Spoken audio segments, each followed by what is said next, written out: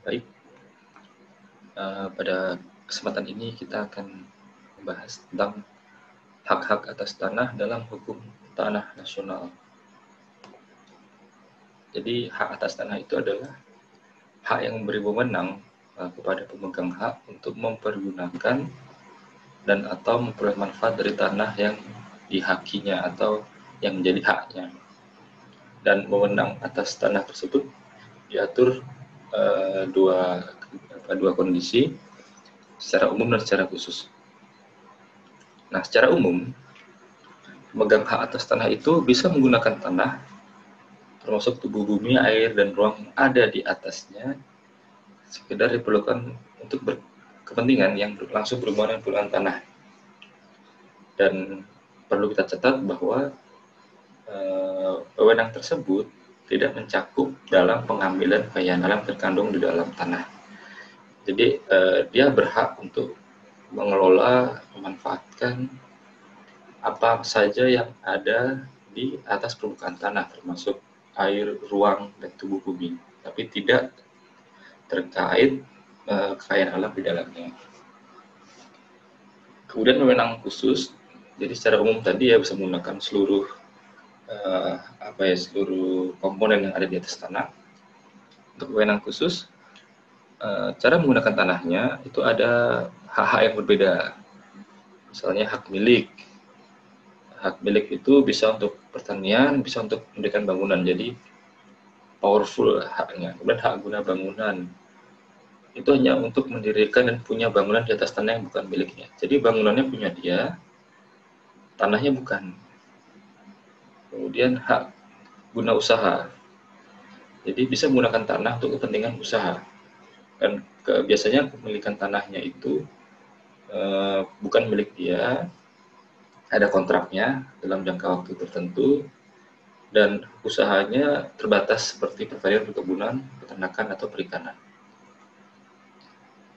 Jadi dasar hukum pengaturan hak atas tanah itu dilihat di pasal 4 ayat 1 UU PA, di mana atas dasar HMN ditentukan macam-macam hak atas permukaan bumi yang disebut tanah, yang dapat diberikan kepada dan dipunyai oleh orang-orang baik sendiri maupun bersama dengan orang lain serta badan-badan hukum. Jadi kalau kamu pengen punya tanah, itu bisa secara individu, secara kelompok, atau melalui badan hukum.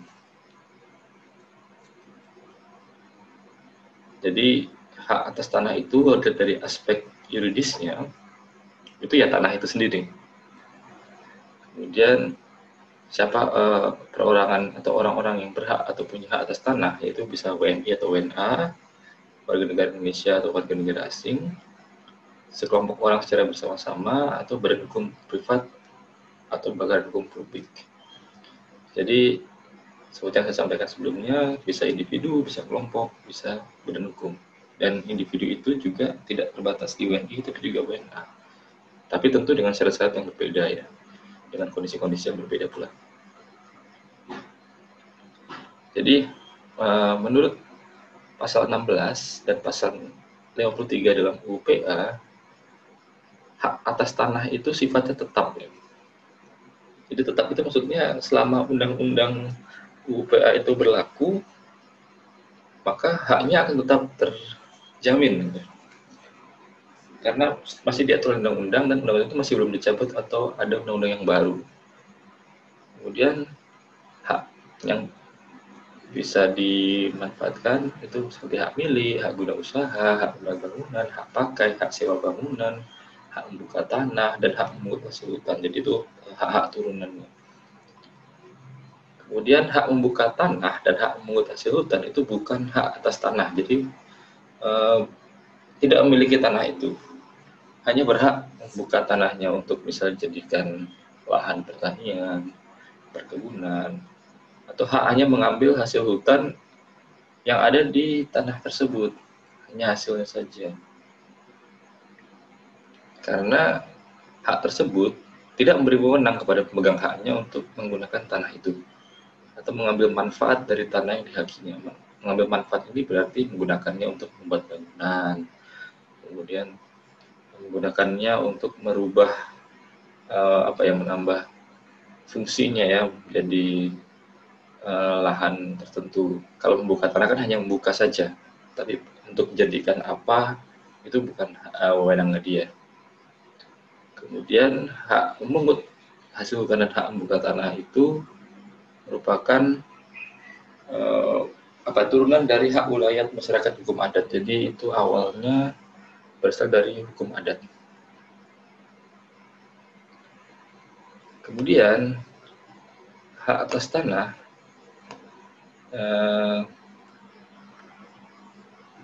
sifatnya sementara. Menurut pasal 3 UU PA, sifatnya sementara, waktunya singkat, akan dihapus karena mulai suatu pemerasan, feodal, dan bertentangan jiwa UU PA. Jadi hak atas tanah sementara itu misalnya hak gadai tanah, hak usaha bagi hasil, hak sewa tanah pertanian, hak menumpang. Jadi contohnya misalnya hak usaha bagi hasil adalah dia berhak untuk menggarap atau tanahnya dia sewakan untuk ditanami sesuatu kah atau apa. Nanti ketika panen, nah itu nanti dia dapat jatah, tetap dapat bagian. Nah itu bersifat sementara karena mungkin hanya sampai panen saja atau sampai 2 musim atau 3 musim saja, jadi tidak lama gitu ya.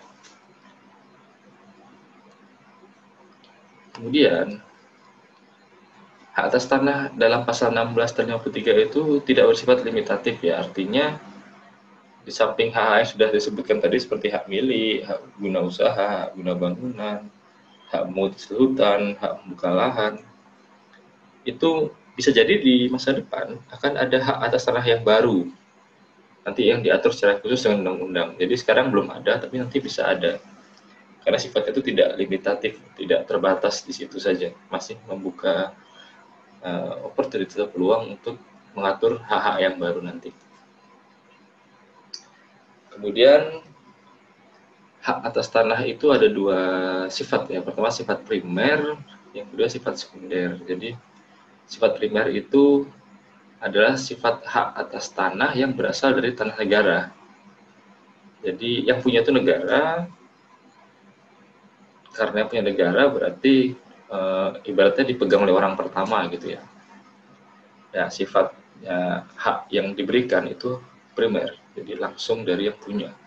Hak milik, hak guna usaha, hak guna bangunan atas tanah negara, hak pakai asal tanah negara. Pokoknya kalau yang dimiliki oleh tanah negara itu berarti hak primer. Kemudian ada hak kedua atau hak sekunder, yang hak atas tanah berasal dari tanahnya pihak lain. Jadi macam-macamnya, misalnya hak guna bangunan di atas tanah hak penggunaan lahan. Jadi yang punya hak itu orang yang berbeda. HPL yang punya si A, HGB punya si B. Atau hak guna bangunan di atas tanah hak milik. Jadi bisa beda orang yang punya hak ini. Kemudian hak milik, jadi kalau kita breakdown ya, jadi di induk semua hak itu adalah hak milik. Jadi hak milik itu hak turun-temurun, terkuat dan terpenuh yang dapat dipunyai orang atas tanah dengan mengingat fungsi sosial tanahnya. Jadi sifat khususnya itu turun-temurun, kamu bisa mewariskan kepemilikan itu ke siapa, ahli waris. Terkuat itu berarti ya kalau punya hak milik itu tanah bisa diapa-apain, terserah kamu. Dan terpenuh, jadi turunannya itu bisa gitu, bisa dimanfaatkan sepenuh-penuhnya. Nah ini, jadi turun-temurun itu yang pemegang bisa diberikan pada ahli waris. Terkuat itu adalah paling kuat karena tidak ada induknya, dia yang paling tinggi gitu ya. Kemudian terpenuh, punya wewenang paling luas tadi, paling bebas, kemudian jangka waktu tidak terbatas. Ciri-cirinya terkuat terpenuh tadi, turun-temurun, induk dari hak atas tanah lain, bisa dijadikan jaminan hutang. kemudian dapat dialihkan, dapat dilepaskan secara sukarela, dapat diwakafkan. Nah, orang yang punya hak milik berarti kan powerful ya, tanah itu 100% milik dia, tapi harus perhatikan fungsi sosial dari tanah itu. Jadi dalam menggunakan tanah nggak boleh menimbulkan kerugian bagi orang lain. Bebas tapi terbatas, bebas bertanggung jawab. Kemudian penggunaan tanahnya harus disesuaikan dengan keadaan dan sifat haknya. Kemudian adanya keseimbangan antara kepentingan pribadi dengan kepentingan umum. Mungkin kalian pernah dengar berita atau cerita, jadi ketika pilkada atau pilkades kalau nggak salah itu dia membangun jembatan di atas tanah miliknya supaya orang desa itu mudah untuk bepergian, berpindah untuk berdagang atau dan sebagainya, dengan harapan nanti ketika pemilihan dia lolos gitu ya, dipilih. Ternyata kalah. Nah, karena kalah itu akhirnya dia tidak mengizinkan orang untuk lewat jembatan itu lagi karena itu berada di atas tanahnya. Nah, itu kan jadi mengganggu kepentingan umum ya. Kalau memang sudah dari awal diberikan ke umum ya jangan diambil lagi gitu kan. Kemudian tanah harus dipelihara dengan baik agar menambah kesuburannya dan mencegah kerusakannya. Karena kalau semua orang punya hak milik itu semena-mena terhadap tanahnya ya nanti lama-lama rusak gitu ya. Kemudian WNI, subjek hak milik, jadi perseorangan itu hanya WNI tunggal dapat punya hak milik. Jadi untuk hak milik itu hanya WNI dan tunggal yang bisa punya hak milik. Jadi hak milik itu nggak bisa kelompok. Kelompok itu bisa memiliki tanah dengan hak yang lain. WNA juga. Dan badan-badan hukum itu bisa punya hak milik asal ditunjuk oleh pemerintah dan ada syarat-syaratnya. Kalau mau lebih jelas lihat di pasal 21 ayat 2. Nah, orang asing itu bisa punya hak milik dengan cara pewarisan tanpa wasiat. Jadi diwariskan, kemudian karena menikah dengan orang lokal, ada pencampuran harta, kemudian dia ganti kewarganegaraan. Kemudian syaratnya batas waktu 1 tahun wajib dilepaskan. Jadi kalau sudah setahun ya, kalau dia memang WNA ya belum jadi WNI, setahun hanya bisa memiliki, habis itu harus dilepas. Karena tadi kan hak milik itu bisa dilepaskan secara sukarela, bisa diwakafkan. Kemudian bagaimana jika lalai? Tanahnya dianggurin aja, tidak dirawat, maka haknya bisa dihapus dan tanahnya balik ke negara. Dan hak-hak pihak lain yang membebani tetap berlangsung. Nah, tapi ada hubungan dengan pihak ketiga yang tidak berlangsung. Kalau contohnya misalnya hak tanggungan ya. Kalau tanah itu jadi jaminan, itu langsung dihapus kalau tanah itu diambil alih oleh negara. Kemudian hak guna bangunan dan hak pakai itu tetap bisa berlangsung. Hak sewa, hak usaha bagi hasil, hak gali tanah, hak menumpang itu diubah jadi hak pakai. Jadi karena dia tidak tidak lewat pemiliknya lagi, tapi langsung ke negara, maka haknya itu berubah jadi hak pakai. Hak pakai itu ya hak memanfaatkan tanah tersebut. Mau dimanfaatkan sebagai apa ya macam-macam ya. Jadi upgrade gitu ya. Awalnya cuma menumpang, awalnya cuma hak usaha bagi hasil, tapi jadi hak pakai. Ya karena kepemilikannya berubah. Nah, badan hukum itu nggak punya hak milik karena badan hukum itu kan power kuat ya, dananya kuat. Nah, kalau memang alasan untuk usaha, badan hukum itu nggak perlu tanah hak milik, dia bisa menyewa. Kemudian misalnya ada usaha, dapat dicegah usaha-usaha yang bermaksud menghindari ketentuan batas maksimum luas tanah. Jadi kalau badan hukum itu bisa memanfaatkan tanah itu melebihi pasal 17 UU PA tentang luas tanah. Ada batas luas tanah. Nah, kalau badan hukum itu bisa melebihi itu. Kemudian ketika badan hukum itu dimiliki oleh orang asing, maka dia jadi bisa punya tanah dong lewat badan hukumnya. Padahal kan secara aturan BNA nggak boleh punya tanah, kecuali 3 syarat tadi. Kemudian secara ekonomis powernya kuat, sehingga kalau badan hukum boleh punya tanah dengan status hak milik, nanti semua dibeli oleh badan hukum dan rakyat tidak punya tanah. Tapi menurut pasal 21 ayat 2, ada badan hukum yang bisa punya tanah hak milik ketika ditunjuk oleh pemerintah. Misalnya bank-bank negara, koperasi pertanian, kemudian badan keagamaan dan badan sosial itu boleh punya hak milik atas tanah. Tapi terbatas di 4 tipe ini aja. Kemudian ini sama, hak milik itu tidak dibatasi jangka waktunya sepanjang miliknya memenuhi syarat sebagai subjek hak milik. Contohnya apa yang BNI tadi, kemudian tunggal, tidak berkelompok. Jadi kalau misalnya dia WNI terus keluar dari Indonesia jadi pindah warga negara, ya dia nggak boleh punya tanah lagi, dalam setahun harus dilepas. Kemudian bagaimana hak milik itu bisa terjadi ya? Jadi tanah itu bisa menjadi hak milik, pertama karena ketentuan hukum adat, kedua karena penetapan pemerintah, ketiga karena ketentuan undang-undang. Jadi menurut hukum adat itu hak milik terjadi ketika ada pembukaan tanah atau ketika timbulnya lidah tanah, unsliving. Jadi unsliving itu adalah tanah yang tumbuh di tepi sungai, danau atau laut karena arus ya, membawa pasir, membawa lumpur, akhirnya jadi tanah. Nah, tanah itu bisa menjadi hak bagi pemilik tanah yang berbatasan.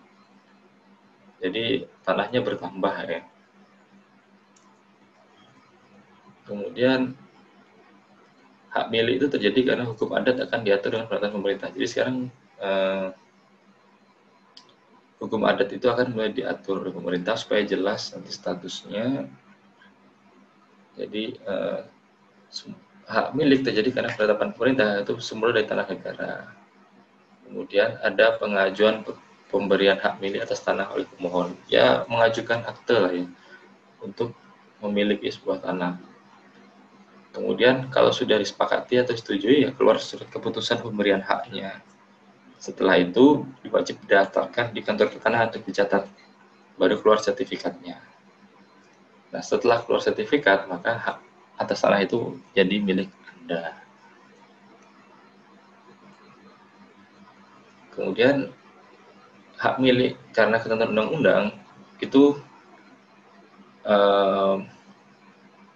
terjadi ketika tanggal 24 September 1960 ya, ketika Undang-Undang Penataan Agraria itu disahkan.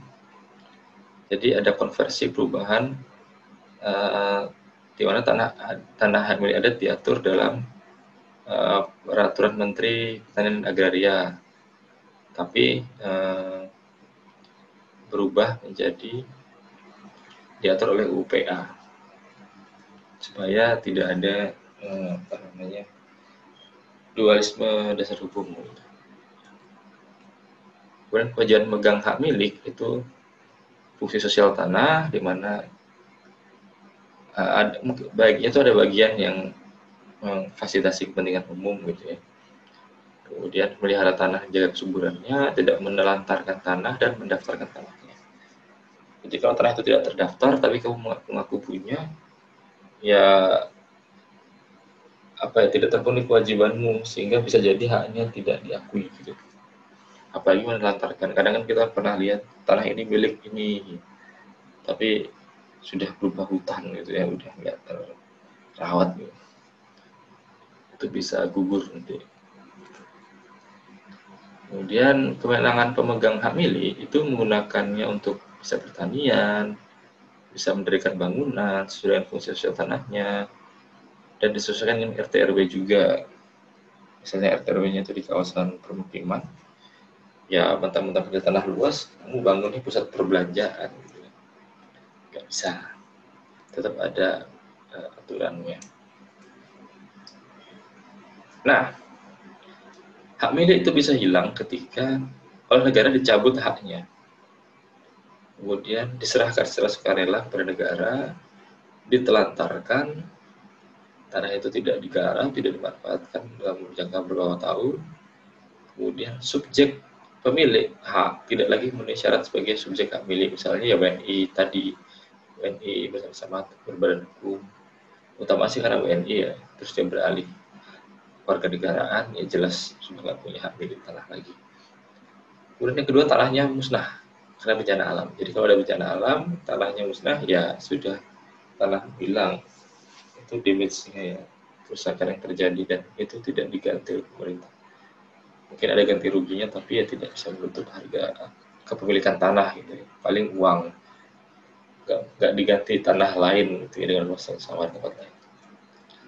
Ya mungkin itu yang bisa saya sampaikan terkait hak atas tanah. Untuk diskusi kan sudah saya buka ruangnya, silakan dimanfaatkan. Saya tutup, terima kasih.